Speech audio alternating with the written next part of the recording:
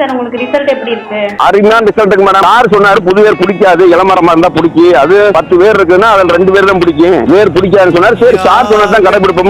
முதல் வருஷம் அதே மாதிரி விட்டாங்க. இப்ப 4 வருஷம் ஆகுதுங்க. நல்ல ரிசல்ட் இருக்குதுங்க. மண்ணு நல்லா இருக்குது. உரமே அதிகம் வைக்கிறது இல்லைங்க. அந்த உழ ஓட்டுனப்ப பாத்தீங்கன்னா வேரெல்லாம் அத்து குரம்பு கூட கொட்டி கன்றா அப்படியே வெயில்ல மரம்லாம் ஒண்ணுக்கு இல்லாம போயிருங்க. இப்படி எல்லாம் உழவு ஓட்டாதீங்க, வேற அத்தீங்கன்னாவே விரல வெட்டுற மாதிரி அப்படின்னு சொல்லுவாரு. அது ரொம்ப நமக்கு பிடிக்குங்க. உழவு ஓட்டாம பணமும் மிச்சங்க, 2வது மரமும் தெளிவா இருக்குது, காய் வச்சிருக்கு.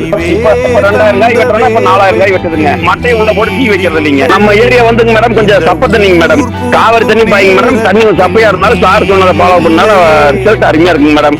அதுக்கு முன்னாடி எல்லாம் வருஷம் வந்து 20 to 30,000 ஆகி கடன்காரன் ஆயிட்டுங்க. வருஷம் 40,000 30,000 அது போக அடிச்சா ஒரு 70 ரூபாய்க்கு கிடைக்குதுன்னா 40 ரூபா அவனுக்கு கொடுத்துட்டு உரம் போட்டது போக மீதி ஒரு 20,000 5,000 மிச்சம் வரும். இப்ப 1 லட்சம் ரூபாய்க்கு வெட்டினா 1.5 லட்சம் வெட்டினா 1.5 லட்சம் மிச்சம். உழவு ஓட்டுற விலையே கிடையாதுங்க. நல்ல ரிசல்ட்டுங்க மேடம். சார்லாம் உண்மையா கடவுள் மாதிரிங்க. அவர்ல கடவுளுக்கு சமங்க. அவர்ல